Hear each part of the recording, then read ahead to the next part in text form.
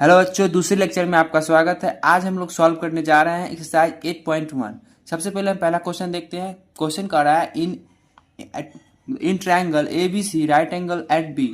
एक ट्रायंगल है। सबसे पहले हम ट्रायंगल को ड्रॉ कर लेते हैं। एक ट्रायंगल है ए बी और सी। इसमें कह रहा है कि राइट एंगल बी बी पे, मतलब 90 डिग्री कहाँ बन रही है, 90 डिग्री बन रही है, उसको हम क्या नाम देंगे, बी से। तो बाकी बचा उसको हम ए और सी से नाम दे सकते हैं, कोई दिक्कत नहीं है। उसके बाद बोल रहा है कि ए बी का वैल्यू है 24 centimetre. The value of A B is 24।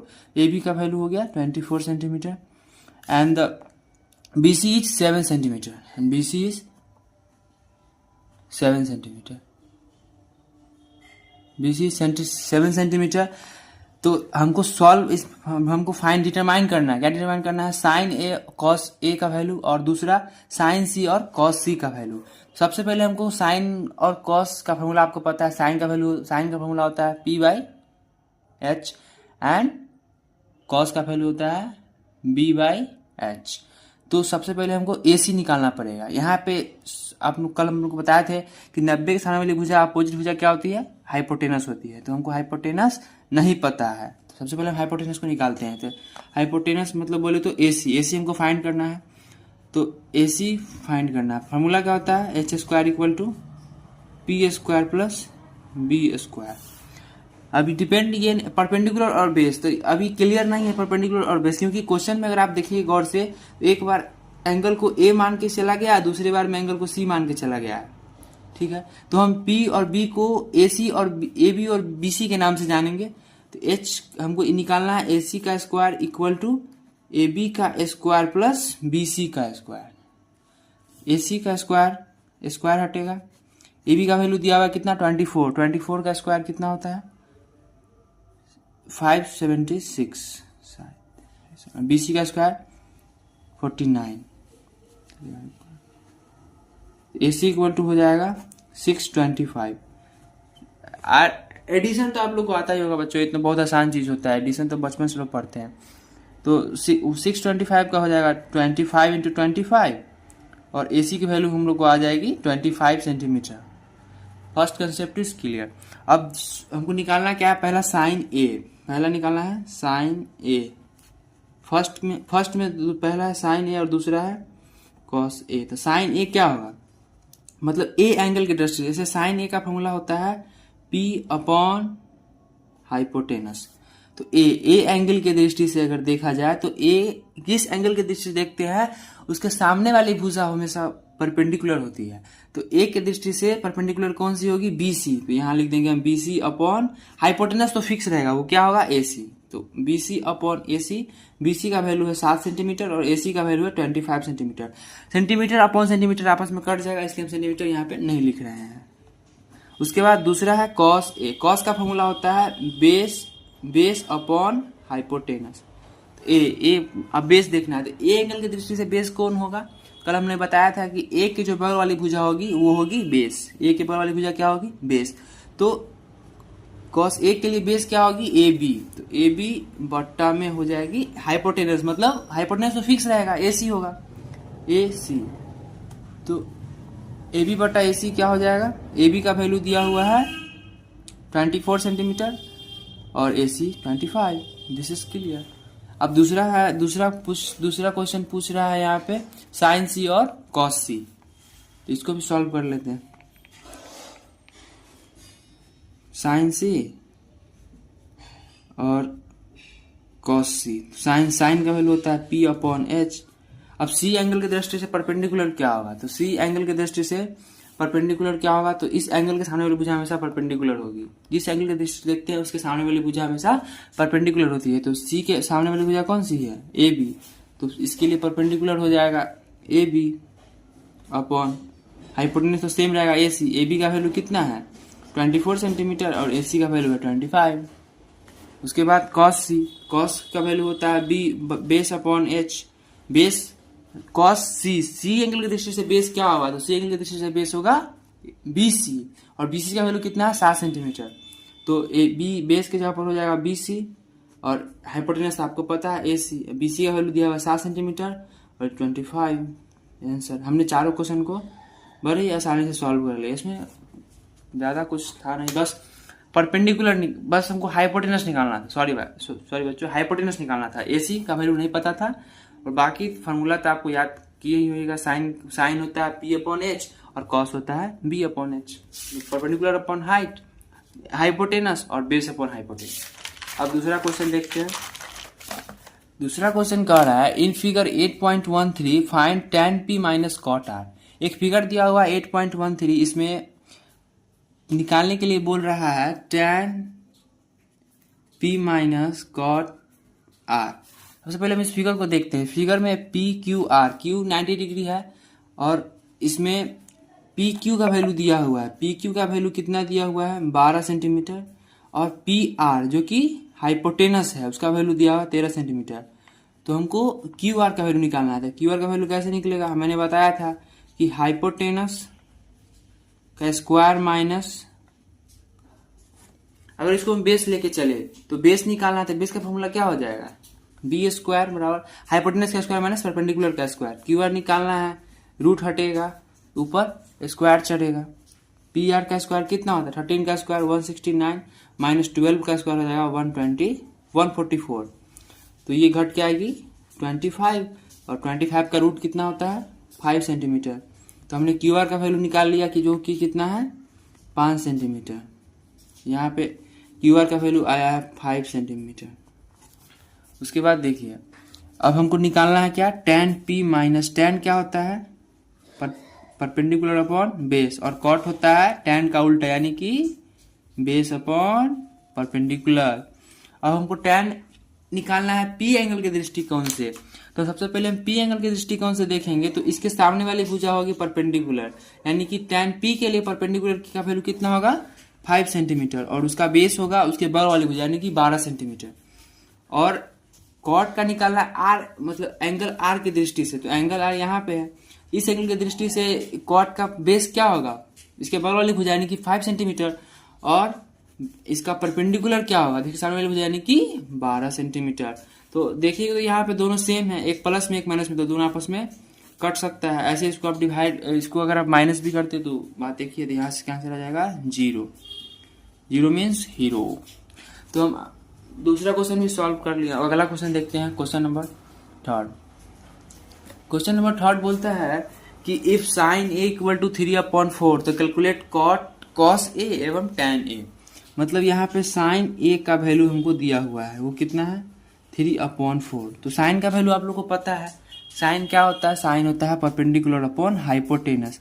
मतलब यहाँ पे देखा जाए तो हमको परपेंडिकुलर का वैल्यू दिया हुआ है 3, हाइपोटेनस का वैल्यू दिया हुआ है 4, इक्वल है दोनों आपस में, तो इसका वैल्यू निकल गया। हमको परपेंडिकुलर हाइपोटेनस दिया, हमको बेस फाइंड करना पड़ेगा क्योंकि कॉस निकालने के लिए कॉस का फॉर्मूला होता है बेस अपॉन हाइपोटेनस, तो बेस चाहिए होगा। तो बेस क्या होता है हाइपोटेनस का स्क्वायर माइनस परपेंडिकुलर का स्क्वायर। तो हाइपोटेनस का वैल्यू कितना है 4 का नो हाँ 4 का स्क्वायर हो जाएगा 16 और 3 का स्क्वायर हो जाएगा 9। तो 16 और 16 में से 9 जाएगा तो वो बचेगा रूट अंडर में 7, क्योंकि तो रूट 7 का कोई रूट नहीं होता है, 7 रूट के अंदर ही रहेगा, रूट 7 हो गया। अब हमको क्वेश्चन निकालना कैलकुलेट करना है कॉस ए। तो हम कॉस का फॉर्मूला होता है बेस अपॉन हाइपोटेनस। बेस हमने भी निकाला है √7 और हाइपोटेनस दिया हुआ है कितना, हाइपोटेनस पता था हम लोग को 4, √7/4 कॉस निकल गया। अब दूसरा है tan, तो tan ए, tan का वैल्यू होता है परपेंडिकुलर अपॉन बेस।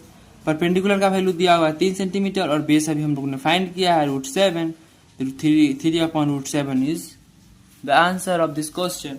अब अगला क्वेश्चन देखते हैं, क्वेश्चन नंबर 4। क्वेश्चन नंबर 4 में कह रहा है कि given 15 cot A equal to 8 find sine A एवं सेक A। मतलब हमको दिया हुआ है 15 cot A इक्वल टू 8। तो यहाँ से अगर हम cot A लिखे तो 15 जो है वो डिवाइड में चला जाएगा उधर। अब cot का फॉर्मूला क्या होता है, cot का फॉर्मूला बच्चों होता है बेस अपॉन परपेंडिकुलर होता है। कॉट फॉर्मूला आप लोग को पता होना चाहिए, बेस अपॉन परपेंडिकुलर होता है। तो हमको यहाँ पे बेस पता है, परपेंडिकुलर पता है, तो हमको फाइंड क्या करना होगा, हाइपोटेनस। तो बेस का वैल्यू दिया हुआ है कितना, 8 सेंटीमीटर, परपेंडिकुलर है 15 सेंटीमीटर, तो हमको निकालना हाइपोटेनस है। तो हाइपोटेनस का फॉर्मूला क्या होगा, जब हमको बेस और परपेंडिकुलर पता हो तो बेस का square equal plus plus plus perpendicular का स्क्वायर रूट अंडर। तो बेस का वैल्यू कितना है, 8 का स्क्वायर होता है 64, 8 स्क्वायर 64 एंड 15 का स्क्वायर होता है 225। ये तो आप लोग को याद ही होगा। ये तो आप मल्टीप्लाई भी कर सकते हैं। स्क्वायर का मतलब हुआ कि 8 को हम 8 से गुना करेंगे 64, अब 15 का मतलब हुआ कि 15 को हम 15 से गुना करेंगे 225। ये तो बहुत बेसिक चीज़ें हैं, आप लोग को पता होनी चाहिए। तो इसको हम अब ऐड करते हैं। ऐड करने पर आ रहा है 549 और 628 289। 289 बच्चों होता है 17 इंटू 17 का रूट होता है, तो इसका 17 आ जाएगा 17 सेंटीमीटर। यहाँ पे यूनिट नहीं दिया गया है, तो इसलिए हम यूनिट नहीं लिखते हैं। 17 इसका हाइपोटेनस आ गया, हमको हाइपोटेनस पता चल गया जो कि 17 मतलब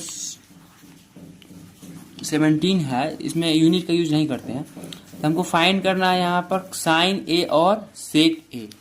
तो साइन ए का फॉर्मूला क्या होता है, परपेंडिकुलर अपॉन हाइपोटेनस। परपेंडिकुलर का वैल्यू पता था 15, हाइपोटेनस हमने निकाला है 17, 15/17 पहला आंसर। दूसरा निकालना था सेक ए। सेक ए का फॉर्मूला होता है हाइपोटेनस अपॉन बेस।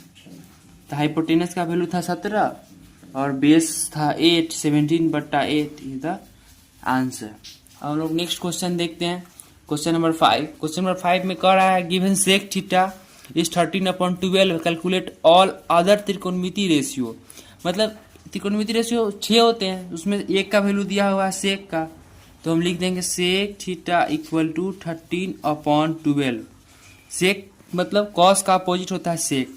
सेक का फॉर्मूला क्या होता है, हाइपोटेनस अपॉन बेस। तो हाइपोटेनस हमको पता है और हमको बेस पता है। हाइपोटेनस 13 सेंटीमीटर और बेस इज 12 सेंटीमीटर। हमको फाइंड करना है वो है परपेंडिकुलर। यहाँ से परपेंडिकुलर का फॉर्मूला क्या हो जाएगा, root under H square minus B square. इसका मेन फॉर्मूला क्या होता है, पाइथागोरस का एच स्क्वायर बराबर P square plus B square. यहाँ से आप कोई भी निकाल सकते हैं, तीनों में से अगर 2 पता हो तो तीसरा निकाल सकते हैं। अगर एच पता हो, पी पता हो तो बी निकाल सकते हैं, ए पी और बी पता हो एच निकाल सकते हैं। इस तरह से आप एक को फाइंड करना हो आराम से इजीली कर सकते हैं। तो H square minus B square, H 13 का स्क्वायर 169 एंड बेस का स्क्वायर 12 144। तो माइनस करेंगे तो यह आ जाएगा 25 and 25 means 5 into 5 equal to 5। हमको 5 क्या मिला, परपेंडिकुलर का वैल्यू हमको मिल गया 5 ओनली 5 नॉट 5 सेंटीमीटर। अब हमको सॉल्व निकालना क्या है, ऑल अदर त्रिकोणमिति रेशियो, सेक के अलावा। तो सेक के अलावा पहला होता है साइन, कॉस, tan। साइन का वैल्यू होता है परपेंडिकुलर अपॉन हाइपोटेनस। पी का वैल्यू परपेंडिकुलर हम लोग निकाला है 5 एंड हाइपोटेनस पहले से पता था 13।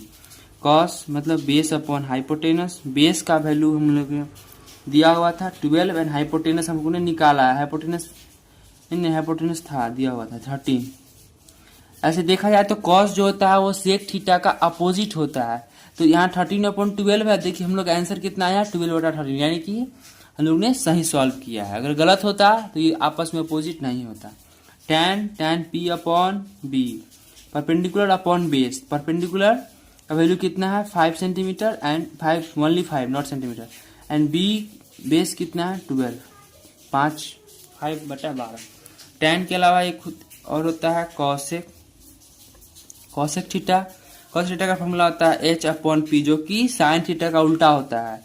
एच का वैल्यू है 13 और पी का वैल्यू है 5 परपेंडिकुलर, जो कि फाइंड किए थे। इसमें एक और रह गया वो है कॉट थीटा, इसको हम देखते हैं। कॉट थीटा होता है बेस अपॉन परपेंडिकुलर। बेस का वैल्यू था 12 और परपेंडिकुलर का वैल्यू था 5। अच्छा, तो हमने बड़ी आसानी से इस क्वेश्चन को भी सॉल्व कर लिया है। अब हम इस चैप्टर के एक और क्वेश्चन देखते हैं, क्वेश्चन नंबर 6। क्वेश्चन नंबर 6 में बोल रहा है कि इफ कौन angle A and angle B are acute angles such that cos A equal to cos B then show that angle A equal to angle B। तो इसमें एंगल ए और angle B क्या है, एक्यूट एंगल है। तो एक हम figure बनाते हैं। सबसे पहले तो कोई भी क्वेश्चन पढ़ने के बाद उसका फिगर बनाना ही मैथ का पहला स्टेप होता है। तो इसमें एंगल ए और एंगल बी को बताया गया है एक्यूट एंगल, मतलब जो 90 डिग्री से छोटा हो। तो हम 90 डिग्री से छोटा दो एंगल बनाएंगे। सबसे पहले ये तो 90 डिग्री एक होगा ही, इसका नाम देंगे सी, क्योंकि ए और बी 90 से छोटा है। अब सच डेट अभी इसमें बोल रहा है कि cos A equal to cos B दिया गया है। तो सबसे पहले हम फ्रॉम क्वेश्चन से हमें क्या मिला है, cos A equal to cos B।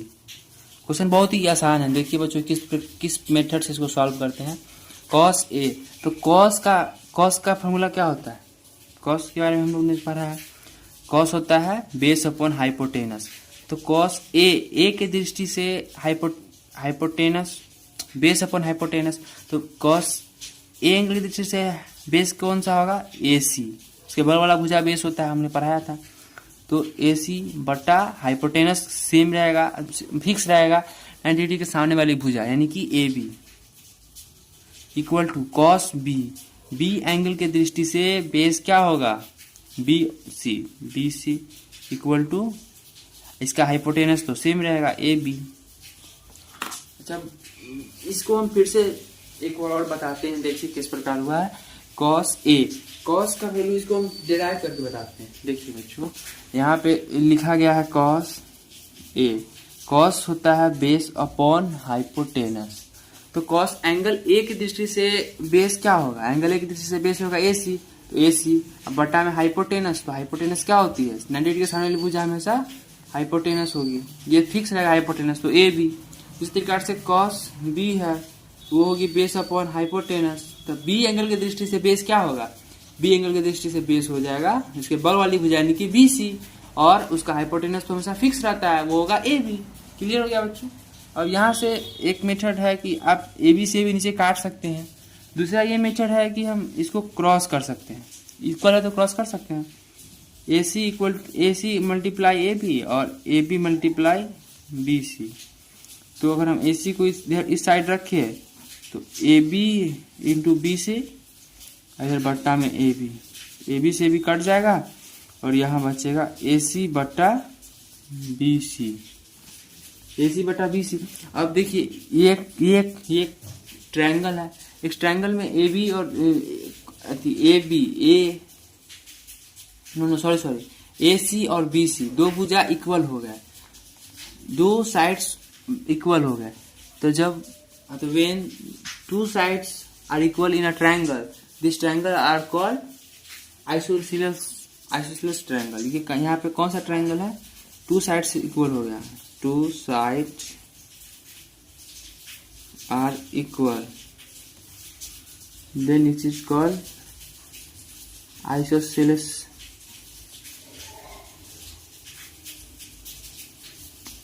Triangle. Isosceles triangle होगा चूंकि, इसलिए आइसोसेलेस ट्रायंगल। तो आइसोसेलेस ट्रायंगल में क्या होता है कि दो भुजा बराबर होता है और दो कोण आपस में बराबर होता है। तो जब आइसोसेलेस ट्रायंगल प्रूफ हो गया तो कोण दो बराबर होगा। तो दो कोण कौन सा दो कोण बराबर हो सकता है, A और B। तो इससे प्रूफ हो गया कि angle A equal to angle B। This is proof, hence proved. हमने इस लेक्चर में क्वेश्चन 1 से लेकर 6 तक सॉल्व किया। इस लेक्चर में इतना ही, और हम अगले लेक्चर में क्वेश्चन 7 से लेकर के उस 8 पॉइंट एक्सरसाइज 1 को पूरा कंप्लीट करेंगे। थैंक यू बच्चों।